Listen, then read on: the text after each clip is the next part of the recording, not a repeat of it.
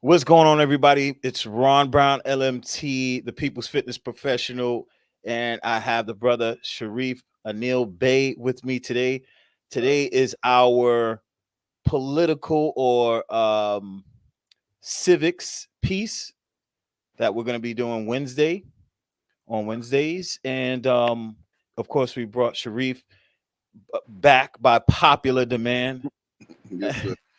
Sharif is a popular brother now, or he's been a popular brother. Yeah. But on our podcast, it's like, where's Sharif? Where's Sharif? Oh, So wow. here he is. Here he is, brothers and sisters. Brought Yes, sir. Sharif back. Thank you for coming again to NYP Talk Show. Thank you for Beautiful. supporting us. It's Absolutely. appreciated. Nothing is taken for granted, brother. Thanks a Yes, lot. yes, sir. Yes, sir. So to set this off, I want to talk about understanding Okay. political systems, right? So when I use the term political systems, what's the first thing that comes to your mind? Political systems. Well, first, I want to begin, you know, in our custom by giving praise to Allah, the one God, honest to the last prophet in these days, Prophet Noble Drew Ali, honest to the Moorish Science Temple of America, the organization that he set up in 1913 in Newark, New Jersey, and to all the leadership of the Moorish Science Temple of America, to my leader, Brother R. Jones Bey, and his assistant, Brother A. Hopkins Bey. Um, this is a big topic. This is a great topic, actually. When I hear the term political systems, I hear vehicles by which a society is enabled to function as a communal group or a society. That's what I hear. A vehicle by which individuals in a community can participate in creating and maintaining a social environment that's conducive to individuals and the group. Okay. Yes, sir. And for let's say, with that being said, Yes. would you say the vehicles would be political parties? Yes. Yes. Those are the main in the American political system. The political parties are the primary vehicles that are used. Although we've seen over the past number of decades other groups that are not political parties, but they are political interest groups. Like, for instance, in the late '80s and the '90s, the neocons, and then we had the Tea Party, and now where everybody's familiar with MAGA. These are actual political groups or political interest groups that make use of a particular political party vehicle. Does that make sense? Yes, sir. In many cases, so much so that it's difficult for many American citizens to tell the difference between the vehicle that's the political party and who's driving that vehicle at that time. Okay. Yeah. Makes sense. Makes Yes, sense. sir. Okay. So explain first of all, I want to go into the word bureaucracy. Bureaucracy. Let's talk about that. Sure, sure, sure, sure.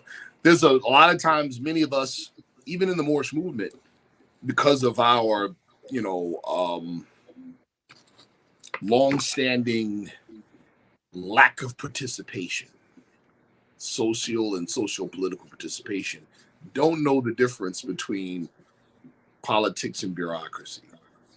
You know, bureaucracy in this sense is administrative procedure that comes out of or that arises from the need to implement policy.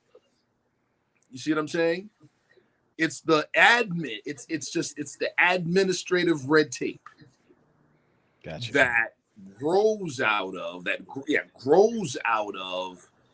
policy and the need for policy to be implemented in the populace.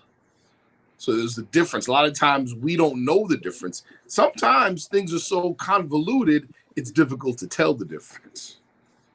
For sure. Yes, Sure. sir. And I think it's because of the language, and the people Yeah. aren't educated on the language. Yes. So so when you say bureaucracy Yeah. in politics, they're pretty much, they wouldn't be separate, because you just explained how bureaucracy is used to pretty much set up policies for politics, if you Or will. in this sense, let me be a little even more clear. Let's throw another term in here. Government. There's the difference between politics and government. Okay. Government is management. And in the American system, the people manage themselves by way of their elected representatives. That is what's called a republican form of government. A republic is representative government. The people rule by way of their representatives. Now, politics, as it relates to government, is the public relations campaign that determines who the managers are. You see? Okay. So government might, on the negative side, be inept or ill-equipped. Politics is just nasty, because that there's the difference. Politics gets nasty because people are trying to get in the management seat Yes. because that's where the money is. You see what I'm Makes sense. saying? Now, bureaucracy is after the fact. In other words, you've got the political game of determining who sits in the seats of management, which is government, right? Then government creates law, creates policy, and then that policy must be administered to the public. And this is where bureaucracy comes in. Okay. Yes, sir. Check. Got it. Yeah. Got it. All right. So can you run down the political parties off the top of the head? Oh, wow. There's we live in the American system. We would say that there's a two-party system. Some people will call it a 1.5 party system. But of course, we have right now, you've got, I think, 5. You've got the Democratic Party, you've got the Republican Party, you've got the Independent Party, you've got the Libertarian Party, and then in some states you have the Green Party. Yeah. So, you have those 5 parties for the most part, operating. Not all of them operate. For instance, the Green Party is not active in every state. The Green Party might be established in maybe, and I'm guessing, but we can probably pull it up and know definitively, probably less than 10 states.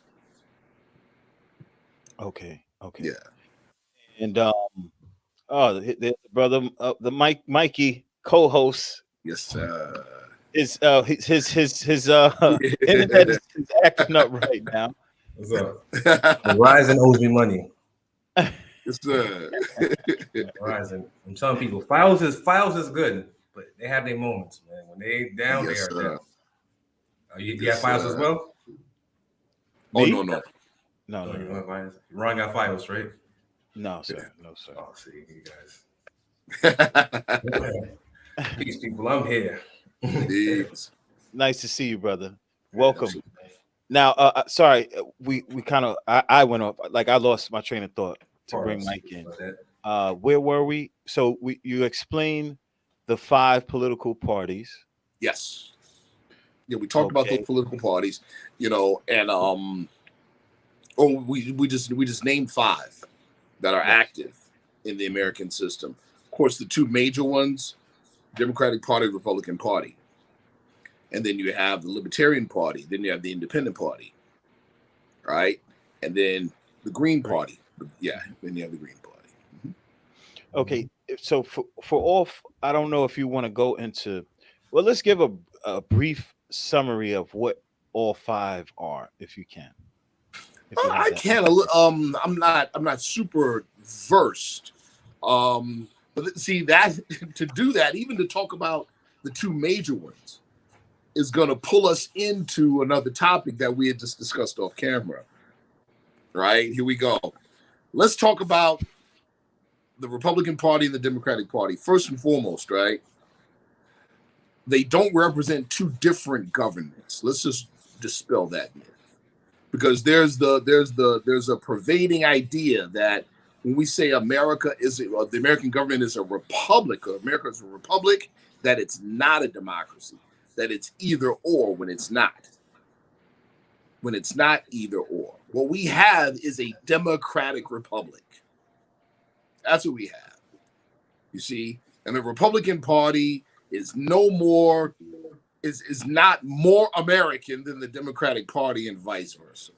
It's by name. You understand? Yeah. It's a name. It's a name of a party, right? And while many would say that those parties represent two different views of how America should be governed, okay, are those views static and solid? No, they're not. For instance, in the present day, the Republican Party is considered to be synonymous with conservatism. Yes. And the Democratic Party with liberalism. Yes. All right. Well, prior to the 1960s, matter of fact, let's take it back to the slavery, right? During slavery, the Republican Party was the party of the abolitionists and the anti-slavery movement. The Democratic Party was pro-slavery. But slavery, right, pro-slavery was considered a conservative issue. And abolition was considered a liberal issue. That means back then the Republican Party was considered liberals and the Democratic Party considered conservative. There was a switcheroo that took place, which we could address at a later time. But if anybody wants to read about that switcheroo, that took place in the 60s under Lyndon Baines Johnson, and that was, well, it began there, and it was called the Southern Strategy. Gotcha. Okay. Okay. So we spoke about the Republican Party, Democratic Party. Yes. Now, what was the other one? The independent, and then the Libertarian. Right. Let's go independent.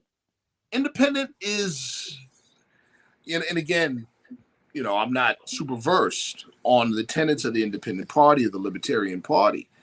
The Libertarian Party, the Independent Party, and the Libertarian Party are considered generally more right-leaning.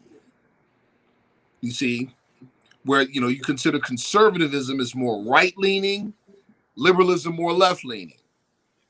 Both independent and libertarian are like more right-leaning. Okay. You know, yeah, more right-leaning. Green Party, very left-leaning. Got you. You know, yeah. Good government is what is more towards center. Why? Because you want good government is something that where the largest amount of the populace can be satisfied. That's why when you hear people say the extreme right or the extreme left, it only represents a small amount of the populace. You see? Gotcha. And so for a small group to have an inordinate influence over the larger, you get it? That's not good government because it doesn't represent the majority, which is a democratic principle. Exactly. See? There you go. See that? Yeah, good government is government that more leans towards the center because you can now deal with and address more people, and more people are represented. Okay, so now that we discussed all five, or not all, you know, well, all five that you mentioned. Briefly, yes. Briefly summarized. I want to go into the three branches of government, just the basics. Absolutely. So you have legislative, you have executive, and you have judicial, right? Yeah. And that also, the fact that we have checks and balances is also democratic and republican. Okay, Exactly. because you have checks and balances. Without checks and balances, then you have something like a king or a monarch. That's not democratic. That's undemocratic. You see? So to add on to that, Sharif. Yes. So it's basically saying you mentioned the three branches of government, right? Yes. Like I know that from legislators comes up with the laws, but executives pushes it out, enforces it. But the judicial goes back and make sure that, as you said, check and balances, that it's conducive with the laws that's in place, where it doesn't break. It's what determines. Judicial is the body that determines that the laws are lawful. Exactly. Yeah, that the laws that the laws stay within the constitutional principles of the Constitution. There you go. That's what that's where you hear the term. The Supreme Court determined this to be unconstitutional. Exactly. Yeah. You see, there's your checks and balances. That's right. So I want to say this briefly too. Why the Moorish Science Temple of America has such a great interest in civics. The organization was first began in 1913, Newark, New Jersey, but then in 1925 organized as the Moorish Temple of Science, and then incorporated January 29th, 1926 as a civic organization. Okay, why civic, even though the work is largely religious? Civic because, well, first, the definition of civics means not what laws apply and what laws don't apply. That's not civics. Civics is a part of political science. And the definition of it is that part of political science that deals with the rights, duties, and responsibilities of citizens. That's civics. And the mission statement of the Moorish Science Temple of America was to propagate, or to uplift fallen humanity and to teach our people the things necessary to make better citizens out of men and women. Now, what in the world is a religious organization, why is it incorporating as a civic organization when the work is largely religious? Here's the answer. In our expression of Islam, heaven and hell are states of mind. They're not places of metes and bounds that you go to after you die. Heaven is right here, right now. And we put in the work to make where we are heaven for not just us, but others as well. So what is civics? Civics is learning of the duties and responsibilities of citizens. How you engage with your government to change, alter, and maintain a favorable social atmosphere for your community. That's why civics is important for the Moorish Science Temple of America. We make our own heaven. Okay. Yeah. Can I ask you a question, though, Sharif? Correct me if I'm wrong. Just let me know. In the past, doing some research, they say, although we say American principles are based on Puritan Christianity rules, they also say there was some Islamic influence. Mikey asked the good questions. See, now, there's a war going on. It's been going on for a long time. What I mean by war, there's an ideological war going on in America, and it's been going on since the 1700s. And Brother Mikey's question spoke to it. Is the United States a Christian nation, or is it not a Christian nation? Right? There we go.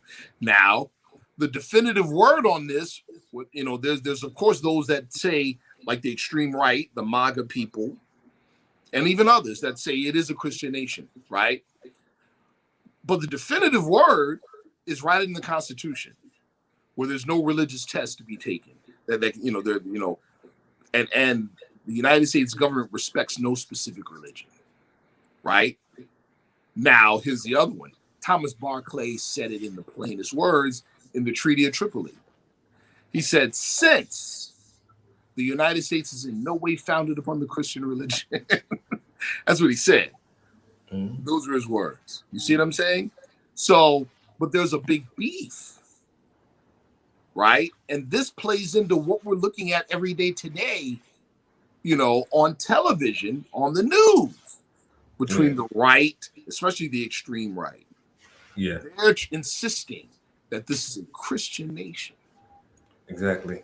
Yeah. Right. They're insisting that it's a Christian nation. And, you know, then there's, let's just say, you know, the whole thing of separation of church and state tells the real story. Yeah. Separation of church and state tells the story. All right. And so we also know that the idea of separation of church and state was a new experiment. It was a new social experiment. We also know where the idea for that experiment came from as well. Matter of fact, I'll just say it. The idea for that experiment came by way of European Freemasons because of their long-standing issues with the Vatican. Yeah. That's where it came from. Ah. That's where it came from. You see? Mikey knows. This is before the travel, but you know, picking up on some books like you know, CM Bay stuff. He speaks about that. Yes, sir. And another Moorish brother wrote that book, Freemasonry, Islam, and yes, sir. Now, to answer the second part of your question, yes, there's pre-United States Islamic influence in the Americas. Absolutely.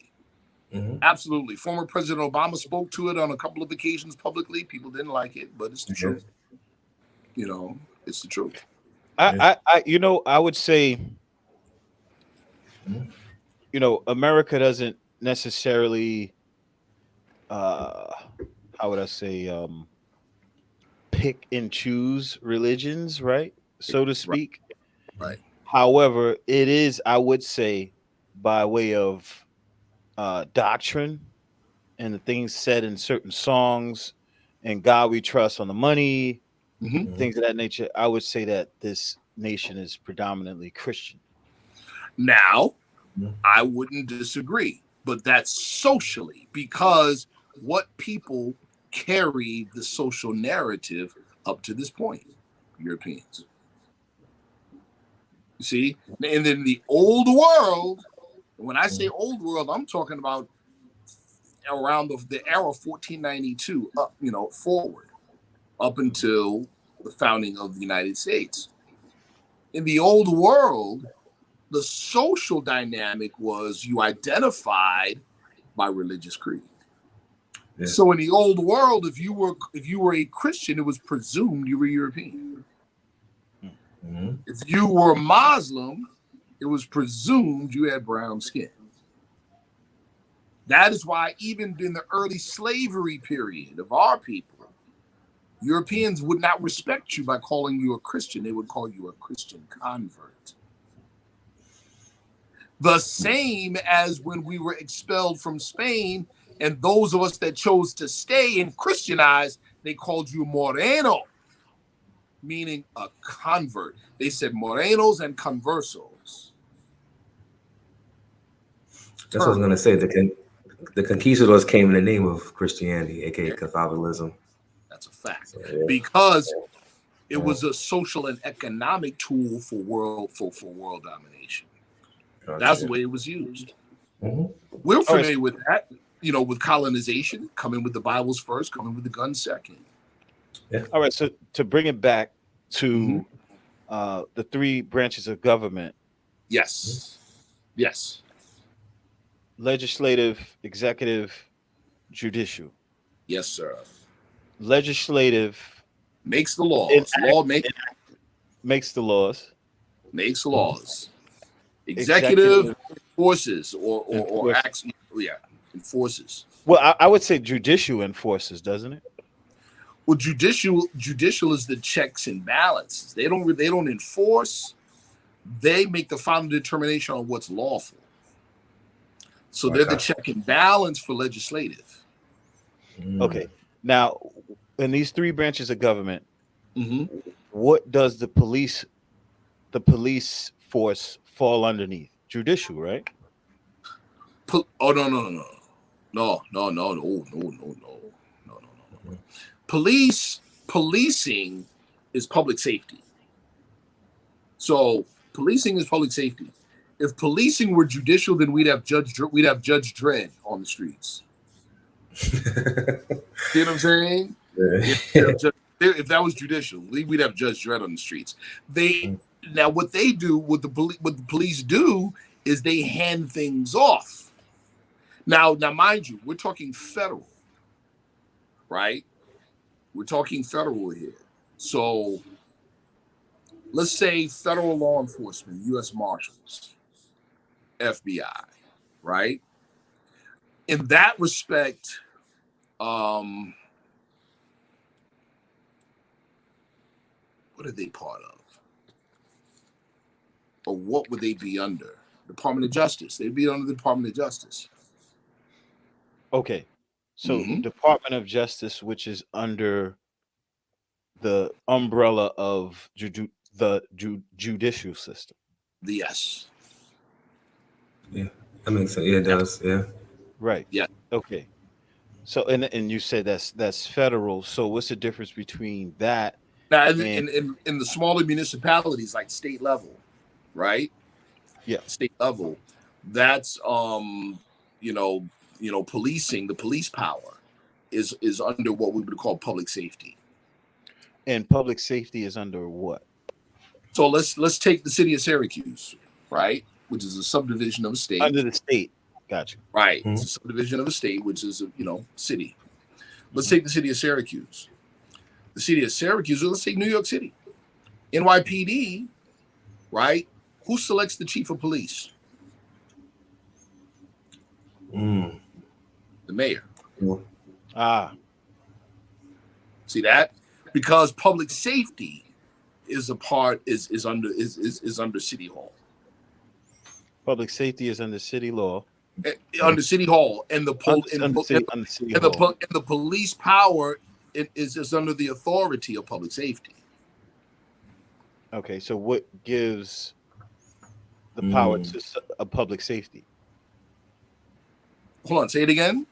So what gives the power and authority to public safety? Oh, the mayor's office. The mayor's office, and the mayor is executive. Okay. Executive meaning they segmented according. All right. They execute the law and enforce it. See that? Right. So that's what I know and understand about this American society, right? That's pretty much founded on masonry, and masonry founded on some Masonic ideas. Yes. Right. And ancient Kemet and the pyramid and the quote unquote, I don't want to say pyramid scheme, but for lack of a better term, that's what it is, right? Hierarchical system. Right. I see where you're going. Yeah. Right. So it's like a web. All right. So that's why I'm trying to get people to understand the web and how it trickles down or goes up. The structure. Right? Yeah. The structure. Now, it's Prophet Noble Drew Ali, right? In speaking on there's many places in his writings where these things are discussed, right? When he talked about proclaiming nationality, right? It's a means to an end. One of the major means of doing so is so that you could answer to the constitutional standard for citizenship, which is a social standard, and then participate in the political affairs as yourself, as in full compliance with with core American values. What does that mean?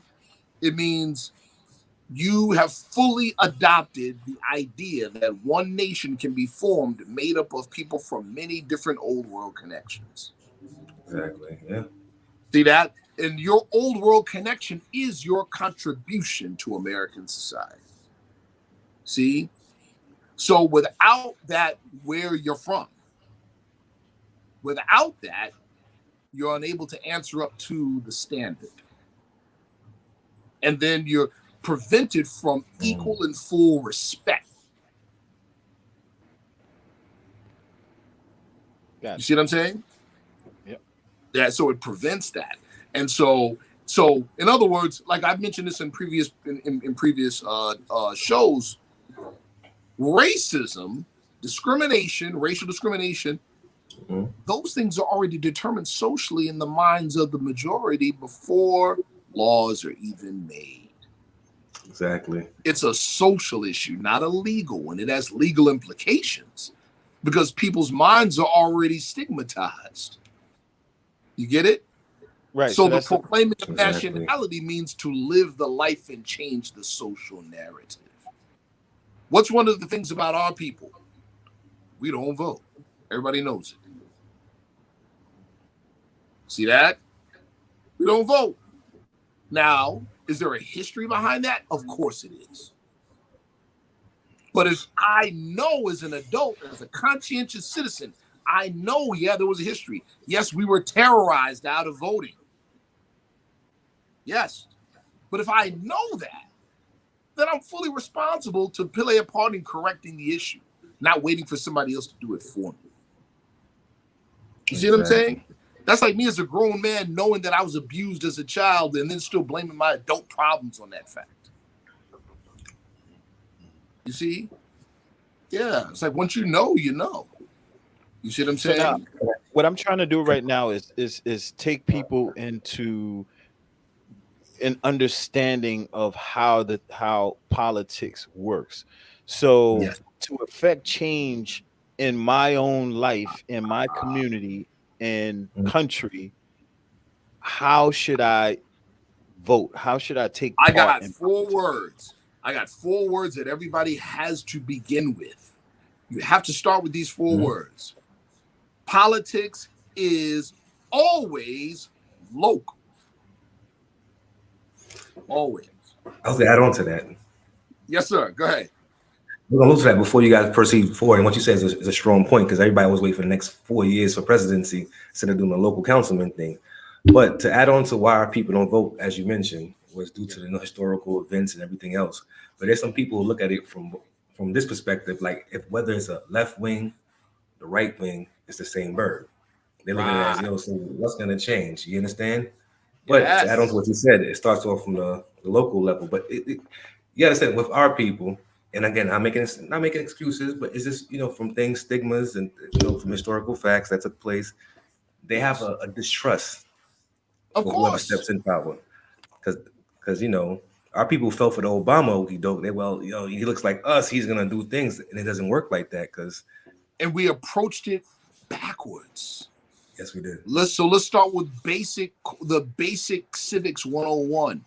This is a Republican form of government where the people rule by way of their Exactly. elected representatives. We, and not just us, a lot of Europeans too think this way. We think that the car drives the person. See what I'm saying? We think the car drives the person. We think that the employee runs the plant or runs the boss. Get it? The people are the boss. So we look at Obama, we looked at our brother Obama and said, "Oh, what are you going to do for us black people?" As opposed to saying, "Oh, we're your boss, sir. This is what you're gonna do," or like a famous rapper said, "You won't be around next year." See? That's you see what I'm saying? That's how it's supposed to work. But we, the masses, don't want that responsibility. You get it?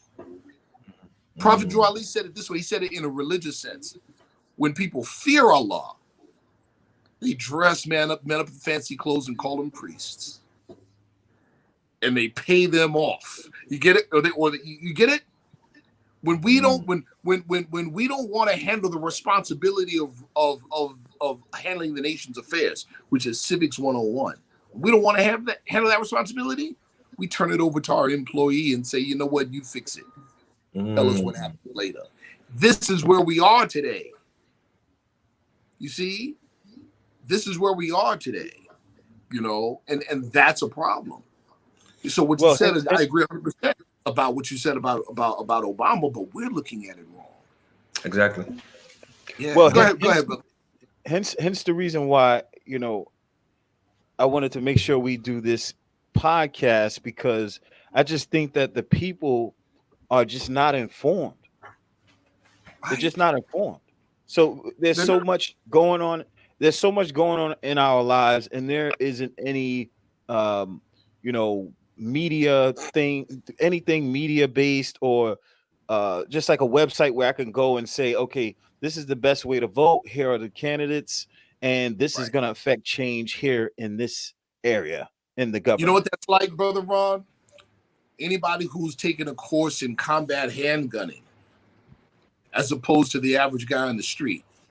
We're acting like the average guy on the street that goes to the local bodega and gets a swammy. Mhm. Give me the gun, give me the bullets. Mhm. Right? That's all we know. As opposed to you go take a course, first thing you got to be able to strip and reassemble your weapon. You got to know the difference between a fixed sight and a movable sight. Then you have to zero sight the weapon so that it's attuned to you. Mhm. You get it? You got to learn the difference between squeezing the trigger and pulling the trigger. You see, all of that before you even fire. You see what I'm saying? Mm-hmm. Same thing. You got campaigns, vote or die. And we don't even understand the political system. Exactly. I was going to allude to that. That happens a lot. Yeah. They use entertainers. Oh, Because, just vote. our people. It's Yeah. that's not how it works. Go ahead, Brother Mike. I'm sorry. No, it's true what you say, because I remember that campaign, because, our people, and again, I love my people, my melanated people. I love every being. Yes. But they tend to play on your emotions. We got to be honest. We tend to be very emotional instead of being logical. This is why we always lose. Come on, brother. But we That's also right. got to be empathetic and sympathetic. We've been taught to lead with our passions instead with our reason. I've worked on, my brother, shout out to my brother Khalid Bey. Here in Syracuse, New York, he was a councilman 10 years. Mm-hmm. You know what I'm saying? Yeah. And then we made an unsuccessful bid for the mayor's seat, right? But whatever. Mm-hmm. But during that whole period, he's born and raised in Syracuse, New York. And there's people that grew up with this man. And it was all good until he ran for office. Then they act like they never met the man. They're like, yo, what did he do for us? You know what I would say? When people say, well, he ain't really done nothing, I'd be like, let me ask you a question. He is counselor at large. That's his seat. They're like, yeah. I said, okay. What is the job? What is the requirements of that seat?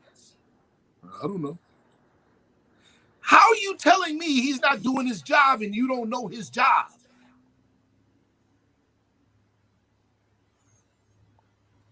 How you know what I'm saying? I'm like, we can't even have a conversation until you can tell me his job description.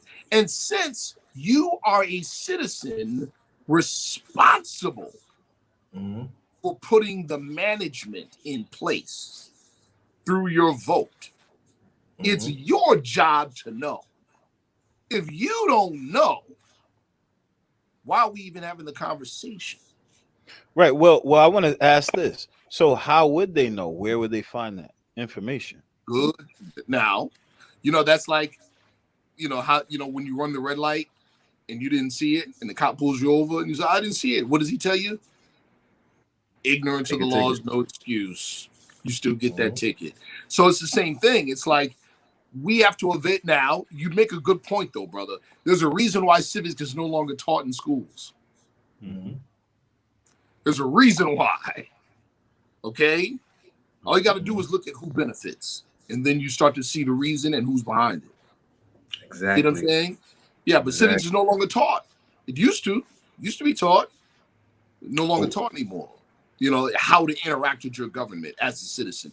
Because Prophet Noble Drew Ali said that is the most significant way in which a citizen participates and demonstrates his value as a citizen. It's your responsibility, and there are no rights without responsibilities. Gotcha. And I was going to add to that too. You see, as Ron said, they no longer teach civics in school no more. Like no longer stuff like such as home ec and everything else. But there's one more place that's used upon our people where they do use it at, but they do it backwards. That's the church. That used to be a revolutionary place for voting and everything else. But now when they do the voting, what most European candidates will do, whether Republican or Democrat, they will go sing at a choir, sing along, Pander. shout a little bit with the church people, That's right. vote for that person. So we That's gotta right. we gotta call it out. We gotta call it out. We see it. Brother, that's actual That's playing fact. on emotion again. It's actual fact. It's pandering. One of the things that was sad, now, I just have to say it. That's the word, yeah. One of the things that was sad, in this failed mayoral race, right, with our people, you know what that was, that one of their biggest complaints was that, we'll call it income, the incumbent mayor, he came to my football game. He came to my son's football game. What in the world has that got to do with balancing the budget of the city? Correct. I want to add this. I want to add kids, babies. I want to add this, right? I want to add this. Well, first off, this political piece, I didn't want to. I want to basically cater to a broad audience. I don't want to just, it to be all about our people. Right. However, we're going to talk about that right now. So, because your brothers brought it up. Now, Yes, sir. how can a dysfunctional, disenfranchised group of people participate as citizens in a political in politically if they're dysfunctional among themselves? Good question. I want to double back just a little bit on what you had just said, prefacing this question. We're talking about, we Mikey and I kind of went back and forth, about what's going on with our people being politically ignorant and politically naive. We are by far not the only people. There's a lot of Europeans that are politically naive and are led by their passions and emotions. Look at MAGA. Man, Trump made come on. Yeah. His whole political campaign is based on passions. Right. And a lack of reason. January 6th. Okay. You see what I'm saying? So, it ain't just us, right? I wanted to point that out. But to your question, brother, very good question. We're dysfunctional in amongst ourselves. We're not unified, right? One of the things that Prophet Noble Drew Ali did in 1928 that people keep super quiet, but it should be shouted from the rooftops. It's one thing to say a particular thing and say, yeah, that makes sense. It's another thing to do it. And you're just like, whoa, right? We know that at the end of the Civil War, one of the provisions of the South returning back to the Union was that they were punished. They were punished in the sense that their voting rights were temporarily suspended up until the year 1872. This is why by 1870, most of the state legislatures look brown in the South.